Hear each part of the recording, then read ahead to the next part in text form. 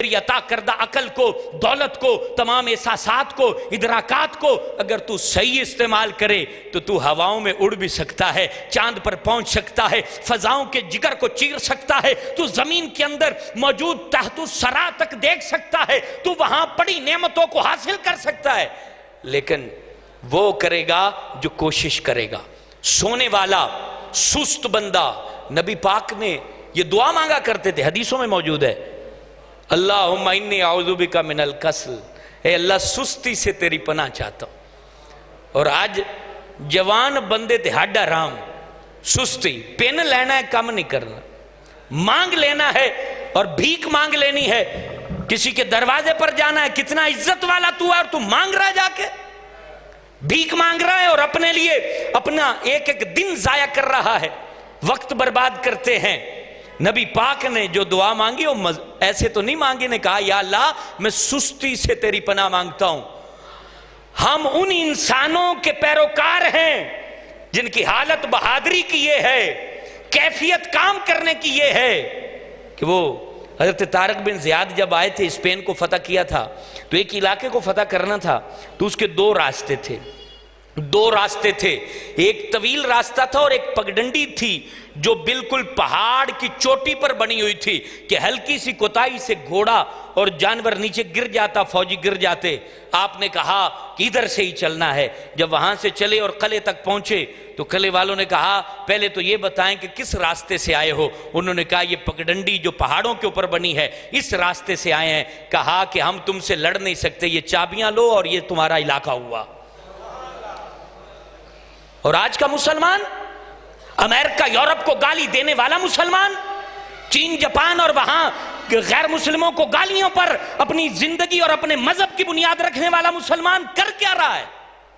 8 گھنٹے ڈیوٹی نہیں ہوتی ہم سے، ہماری اولادیں اتنی کھٹو ہو چکی ہیں، ہم نے ان کو محنت کرنا نہیں سکھائی ہے، کام کرنا نہیں سکھایا ہے، ہم نے انہیں فراڈ کرنا سکھایا ہے، دھوکہ دینا سکھایا ہے۔ اور یہی بات ہے کہ آج بڑے ہو کے وہ ہمیں دھوکہ دے رہے ہیں، ایسا نہیں ہے، آج وہ ہمیں دھوکہ دے رہے ہیں اور ہم عزتوں کے متلاشی ہیں۔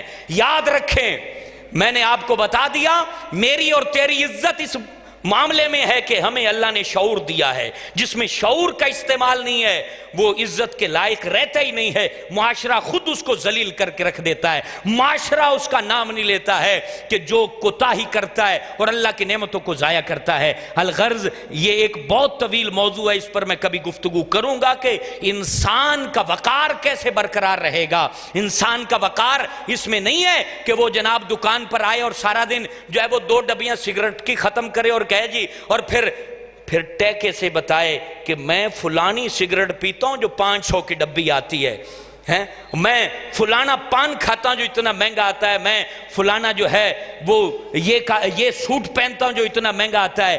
ارے عزتیں تو آپ کا پھٹا ہوا لباس ہے، پھر بھی اللہ تمہیں عزت عطا فرمائے گا اگر عزت کی تلاش کرو گے تو۔ عزت کے قابل اپنے آپ کو پہلے بنایا جاتا ہے، پھر عزت کے دروازے کھلتے ہیں۔ میرے دوستو، انسان کو عزت ملی اس کی ادراکات کی وجہ سے، اس کی حواس خمسہ کی وجہ سے۔ 5 حصے ہیں ہمارے اندر، کون سی؟ ایک دیکھنے کی حص ہے، ایک ہماری بولنے کی حص ہے، ایک ہماری جو ہے وہ سننے کی حص ہے، ایک ہماری ذائقے کی حص ہے جو ہم چکھتے ہیں، اور ایک ہماری یہ لمس کی حص ہے جو ہم ٹچ کرتے ہیں، ہمیں پتہ چلتا ہے کہ یہ چیز گرم ہے، ٹھنڈی ہے۔ یہ 5 حصے اللہ نے ہمیں دی کہ 5 کا استعمال کرو۔ یہ 5 حصے عقل کی رہنمائی کرتی ہیں۔ کس کی رہنمائی کرتی ہیں؟ بولیے بھائی، عقل ہے تو عقل کی رہنمائی کرتی ہیں۔ یہ 5 حصے عقل کی رہنمائی کرتی ہیں۔ اب میں اس طرف جا رہا ہوں، حضور کی آمد کی طرف، سارے موضوع کو ذہن میں رکھنا۔ یہ عقل کی رہنمائی کرتی، لیکن ایک مقام آتا ہے جب یہ 5 حصے اللہ نے دے دی، بندے کو شعور مل گیا، عقل بھی مل گئی اور اس عقل کی باغ دوڑ سنبھالنے والی حصے بھی مل گئیں، تو پھر نبی کی کیا ضرورت تھی؟ پھر نبی کو کیوں بھیجا؟ نبی کی ولادت کیوں ہوئی؟ نبی انسانوں میں کیوں آئے؟ یہ بہت بڑا کویسچن ہے کہ جب بندے کو عقل ہے، شعور ہے، دیکھ سکتا ہے کہ یہ غلط ہے، سن سکتا ہے کہ یہ اچھا ہے یا برا ہے، چکھ کے بتا سکتا ہے کہ اس کا ذائقہ کیا ہے، ہاتھ لگا کے اس کو پتہ چل جائے گا جیسے نبیوں کو پتہ چل جاتا ہے، تو پھر رہنمائی کے لیے نبیوں کو کیوں بھیجا؟ جواب سنیے، نبیوں کو اس لیے بھیجا کیونکہ ایک مقام آتا ہے جب حصیں بھی جھوٹ بولنے لگ جاتی، جب حص بھی دھوکہ کھا جاتی ہے۔ وہ کیسے دھوکہ کھاتی ہے؟ سنیے میرے دوستو، حص ایسے دھوکہ کھاتی ہے، آپ گاڑی میں بیٹھے ہوتے ہیں، گاڑی میں باہر دیکھتے ہیں درخت چل رہے ہوتے ہیں، آپ کی آنکھ آپ کو کہتی ہے درخت چل رہا ہے، حالانکہ درخت چل نہیں رہا ہوتا۔ بعض دفعہ ہوتا ہے دور سے کوئی آواز آتی ہے، آپ کا کان بجتا ہے، یار تو نے یہ کہا تھا، وہ کہتا ہے میں نے نہیں بولا تھا، اس ٹائم آپ کی قوت سماعت نے دھوکہ کھایا۔ کبھی بیمار بندہ ہوتا ہے، چیز میٹھی دو تو کہتا ہے کڑوی ہے، اس کو چکھنے کی حس نے دھوکہ دے دیا، اس کو پتہ نہیں چلا، تو پتہ چلا یہ بعض دفعہ جب فالج ہو جاتا ہے اس پہ گرم رکھو ٹھنڈا رکھو، حس اس کی بیکار ہوتی ہے، کوئی پتہ نہیں چلتا کہ کیا ہو رہا ہے۔ تو یہ حصیں ایک جگہ جواب دے جاتی ہیں۔ یہ حواس خمسہ بھی عقل کی رہنمائی کرنے میں قاصر ہوتے ہیں، یہ حواس خمسہ بتا نہیں پاتے کہ کیا کرنا ہے، اب کس راستے پر چلنا ہے۔ حواس خمسہ ایک جگہ پر جا کے جواب دے دیتے ہیں۔ جب نظر آنے والی چیزوں میں حواس خمسہ کو دھوکہ ہو سکتا ہے تو رب تو نظر بھی نہیں آتا، رب تو نظر بھی نہیں آتا، جنت دکھائی نہیں دیتی، دوزخ کا پتہ نہیں ہے، آسمانوں میں فرشتے رہتے ہیں اس کی خبر نہیں ہے، اور جو ہے وہاں عرش قائم ہے، یہ تو ہم نے دیکھا بھی نہیں ہے نا۔ تو پھر حواس تو دکھائی دینے والی چیزوں میں دھوکہ کھا جاتے ہیں۔ تو جب دیکھا کہ یہ انسان اس کو شرافت دے دی ہے، حواس خمسہ عطا کر دیے ہیں، بڑا انعام عطا کر دیا ہے، لیکن یہ حواس خمسہ میں پوری رہنمائی نہ پا سکیں گے، تو پھر اللہ پاک نے نبیوں کو مبعوث فرما دیا، نبیوں کو بھیج دیا، اور نبی کی رہنمائی صرف حواس خمسہ سے نہیں کی، وحی الہی کے ذریعے کی ہے۔ ڈائریکٹ رب نے ان کی جو ہے وہ اللہ تبارک و تعالی نے رہنمائی فرمائی اور بتا دیا، اے بنی آدم اب غور سے سنیے گا، بتا دیا اے اپنی عقل پہ ناز کرنے والے، علم پہ ناز کرنے والے، ذہانت پہ ناز کرنے والے، سماعت پہ ناز کرنے والے، اپنی جو ہے وہ حواس خمسہ پہ ناز کرنے والے، اے بندے سن لے، تیری شرافت اب اس کام میں ہے کہ تو اپنے پورے وجود کو، اپنی روح کو، اپنے دماغ کو، اپنے دل کو، اپنی عقل کو، اپنی ذہانت کو، اپنی فطانت کو، اپنے شعور کو، اپنے جسم کو میرے محبوب کے پیچھے چلا دے، دنیا میں بھی عزت پا جائے گا اور آخرت میں بھی عزت پا جائے گا۔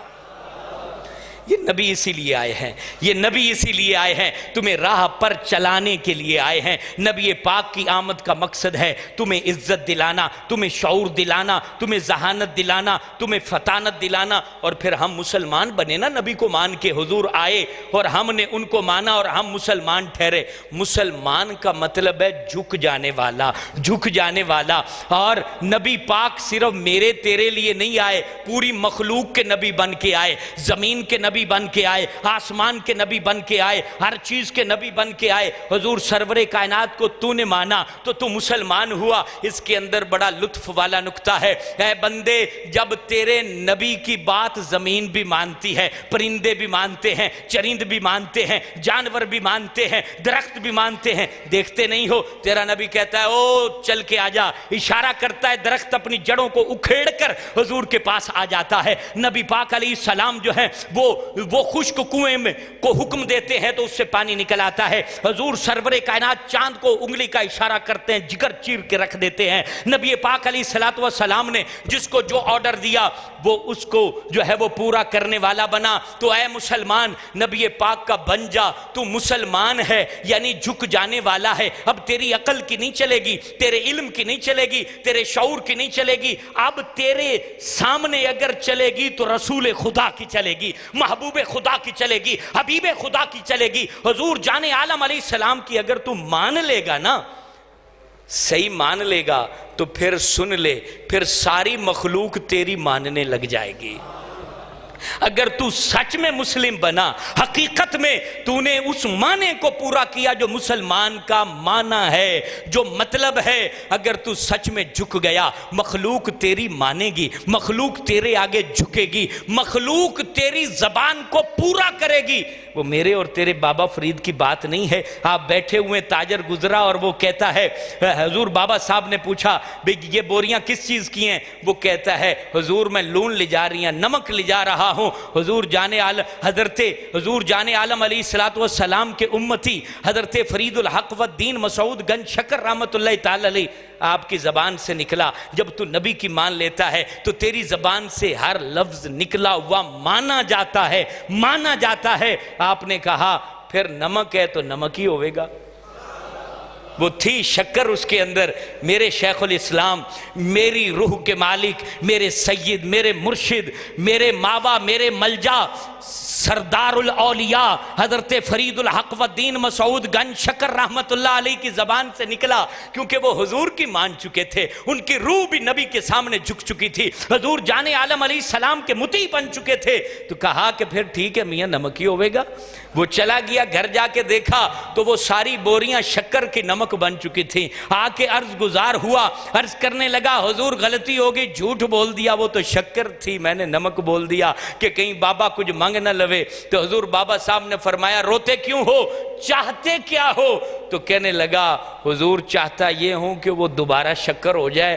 تو کہا کہ تھا کیا؟ کہا شکر تھی۔ کہا پھر ٹھیک ہے بیلیا شکر ہی ہوئے گی۔ پھر جب گیا تو وہ ساری بوریاں دوبارہ شکر بن چکی تھیں۔ اے مسلمان تو مان تو صحیح، نبی پاک کی مان تو صحیح، مسلم حقیقت میں بن تو صحیح، تیرا کردار بھی بتائے کہ تو مسلمان ہے۔ دو بندوں کی دکان ہو، ایک پہ سکھ ہو، ایک پہ جو ہے مسلمان ہو، اور اذان ہو جائے مسلمان نماز کے لیے نہ جائے تو کیسے پتہ چلے گا کہ یہ مسلمان کا گھر ہے، یہ مسلمان کا در ہے؟ میرے عزیز دوستو، میرے ساتھیوں، نبی پاک علیہ السلام کی آمد، اس پہ ایک اور اب یہ بات یہاں پر ٹھہری کہ انسان سب سے افضل ہوئے، ان کی رہنمائی کے لیے نبیوں کو بھیجا گیا۔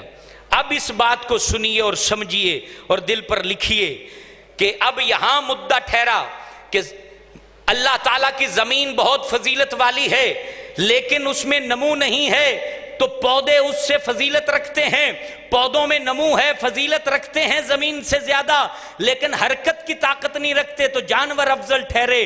جانور ہیں، حرکت کی طاقت رکھتے ہیں لیکن اڑنے کی طاقت نہیں رکھتے، تو پرند چرند ان سے بہتر ٹھہرے۔ اور پھر ان میں شعور نہیں ہے، ادراک نہیں ہے، تو انسان چونکہ ادراک رکھتا ہے اس لیے انسان ان سب سے افضل ٹھہرا۔ اب عام انسان چونکہ غلطی کر سکتا ہے اور نبی غلطی نہیں کر سکتا، اس لیے پوری مخلوق میں سب سے افضل اللہ کا نبی ٹھہرا۔ اور پھر سارے نبیوں میں قرآن میں پارہ نمبر 3 کی پہلی آیت میں اللہ نے کہہ دیا لوگو نبی سب سے افضل ہیں، نبیوں کو وحی عطا کی ہے، نبیوں کو کرامت و شرافت عطا کی ہے، عظمت و عزت عطا کی ہے، نبیوں کو بہت کچھ عطا کیا ہے، لیکن سن لو نبیوں میں بھی کچھ ایسے نبی ہیں جن کو زیادہ عزت عطا فرمائی ہے، زیادہ کرامت عطا فرمائی ہے۔ اللہ اکبر، وہ اولو العزم نبی ہیں، اور ان نبیوں میں بھی سب سے زیادہ عزت کے حقدار ٹھہرے جو حبیب خدا تھے، جو محبوب خدا تھے، جو اشرف الانبیاء تھے، جو سید الانبیاء تھے، جو امام الانبیاء تھے۔ تو پتہ چلا ہے مسلمانوں تم قسمت والے ہو کہ رب نے بغیر مانگے تمہیں اپنا سب سے افضل نبی حضرت محمد رسول اللہ عطا فرما دیا۔ اتنی بڑی نعمت بغیر مانگے عطا فرما دی، بغیر مانگے عطا کی، لیکن کبھی قدر بھی کیا کریں، کبھی یاد بھی کیا کریں، کبھی سوچا بھی کریں، کبھی کہا بھی کریں۔ اور ایسا نبی آیا ہے ان سے بڑھ کے عزت والا کوئی ہو ہی نہیں سکتا، کیونکہ ان کے نور کو امام بخاری کے استاد روایت کرتے ہیں جابر بن عبداللہ کی، وقت نہیں ہے تفصیل سے عرض کرتا، وہ روایت کرتے ہیں کہ ہم نے پوچھا تھا کہ حضور بتائیے پہلے کیا اللہ نے پیدا کیا، پہلے کیا اللہ نے پیدا کیا؟ تو نبی پاک علیہ السلام نے فرمایا جابر سب سے پہلے اللہ نے تیرے نبی کے نور کو پیدا کیا ہے۔ اب یہاں ایک سوال ٹھہرتا ہے ہمارے پیارے نبی کو پہلے کیوں ان کے نور کو پیدا کیا گیا؟ وجہ یہ ہے کہ اگر بعد میں آتے تو کوئی کہتا کہ میں پہلے تھا، میں پہلے تھا، میری تخلیق پہلے تھی، تیرے نبی کو سب سے افضل چونکہ بنایا ہے تو ان کی ابتدائے خلق جو ہے، ان کے نور کی تخلیق بھی پہلے رکھی کہ کوئی یہ دعویٰ نہ کر سکے، نہ جبریل یہ کہہ سکے کہ میں پہلے پیدا ہوا تھا، نہ میکائیل کہہ سکے کہ میں پہلے پیدا ہوا تھا، نہ اسرافیل کہہ سکے کہ میرا نور پہلے بنا تھا۔ سب کو پتا ہو کہ سب سے پہلے جب تخلیق فرمائی اللہ پاک نے تو سب سے پہلے نبی پاک کے نور کو پیدا فرمایا۔ اللہ اکبر۔ پھر زمین پر بھیجا، حضرت آدم علیہ السلام سے لے کر سارے نبی آتے رہے، حضرت عیسیٰ علیہ السلام تک نبی پاک آئے، حضور جان عالم آئے، حضور سرور کائنات آئے۔ ان کی آمد کا انداز بھی کتنا پیارا ہے۔ حضور کو سب مخلوق ساری آپ کو بتائی ہے، اور ان ساری مخلوق میں نبی پاک کو افضلیت دی، اور اس کا انداز بھی ذرا سنتے جائیے گا۔ نبی پاک پیدا ہو گئے، حضور علیہ السلام کی پیدائش سے پہلے حضرت عبداللہ کا انتقال ہو گیا، وصال مبارک ہو گیا حضور جان عالم کے والد گرامی کا۔ حضور نبی پاک علیہ السلام پہلی اولاد ہیں، اور ان کی ولادت سے پہلے ہی آپ کے والد گرامی دنیا چھوڑ کے چلے گئے۔ اللہ اکبر۔ کہ زمانے کے اندر جو ہے حضور علیہ السلام کا کوئی بھائی بھی پیدا نہیں فرمایا، کوئی بھائی بھی جو ہمسری کا دعویٰ کر سکے۔ حضور سرور کائنات کو اتنی عزت عطا فرمائی کہ آپ کا امی لقب ہے، یعنی دنیا میں کوئی استاد اللہ نے پیدا نہیں کیا جس کے آگے نبی پاک نے دو زانو طے کیے ہوں، جن سے علم سیکھا ہو، بلکہ اللہ پاک نے خود نبی کریم کو علم عطا فرمایا، خود کمالات عطا فرمائے کہ کوئی یہ کہہ نہ سکے کہ میں نے نبی پاک کو لکھنا سکھایا ہے، میں نے پڑھنا سکھایا ہے، میں نے بولنا سکھایا ہے، میں نے بات کرنے کا طریقہ بتایا ہے، بلکہ جو کچھ بھی بتایا رب کہتا ہے وَعَلَّمَكَ مَا لَمْ تَكُنْ تَعْلَمْ وَكَانَ فَضْلُ اللَّهِ عَلَيْكَ عَظِيمًا الرحمن علم القرآن۔ اللہ اکبر۔ نبی پاک علیہ السلام کو خود اللہ تعالیٰ نے یہ ساری عزتیں، شرافتیں، کرامتیں عطا فرمائیں۔ میرے دوستو، آج جمعۃ المبارک میں حضور جانے جانا صلی اللہ علیہ وسلم کی عظمت کی ہم ذکر کر رہے ہیں، اور حضور علیہ السلام کی عزت کی بات کر رہے ہیں کہ پوری مخلوق میں اللہ تبارک و تعالیٰ نے نبی پاک علیہ السلام کو زمان و مکان کی پیدائش سے پہلے بھی ان کے نور کو تخلیق فرما دیا، تاکہ زمانہ بھی یہ دعویٰ نہ کر سکے، مکان بھی یہ دعویٰ نہ کر سکے۔ اور یہ بات یہاں سن لیجئے گا اور سمجھ لیجئے گا کہ جب یہ انسان اتنی عزت و کرامت والا ہے، اس انسان کو اتنی شرافت ملی ہوئی ہے کہ ہر چیز زمین و مکان میں محدود اور مقید ہے، لیکن جب بندہ اللہ تبارک و تعالیٰ کی بارگاہ میں مقبول ہو جاتا ہے، محبوب ہو جاتا ہے، تو پھر زمانہ دیکھتا ہے کہ وہ انسان جس کے سر پر تاج نبوت سجا دیا ہے، پھر وہ زمان سے بھی اوپر نکل جاتا ہے، مکان سے بھی اوپر نکل جاتا ہے۔ وہ میرے اور آپ کے نبی ہیں جو معراج کی رات زمان بھی پیچھے رہ گیا، مقام بھی پیچھے رہ گیا، عرش بھی نیچے رہ گیا، زمین بھی نیچے رہ گئی، آسمان بھی نیچے رہ گئے۔ ہمارے پیارے نبی عالم بالا میں لا مقام اللہ تبارک و تعالیٰ سے ہم کلام ہوئے۔ ہم قسمت والے ہیں۔ ربیع الاول کی آمد ہے۔ یہ بیان کرنے کا مقصد، سارا بیان کرنے کا مقصد یہ تھا کہ ہم سب نبی پاک علیہ السلام کے ایک تو مطیع بن جائے، اور دوسری بات حضور صلی اللہ علیہ وسلم کی اطاعت کے ساتھ ساتھ ان کی جب آمد کے دن آئیں تو خوشی بھی منایا کریں۔ حضور علیہ السلام، ہمیں اللہ نے یہ نعمت عطا کی ہے، پتر ملے تو جناب لڈو بھی ونڈ دے جے، تو اسے نہیں مولویاں کو پوچھ دے بھی نبی پاک نے اے جے لڈو بنا کے ونڈے ہے کہ کوئی نہیں ونڈے ہے۔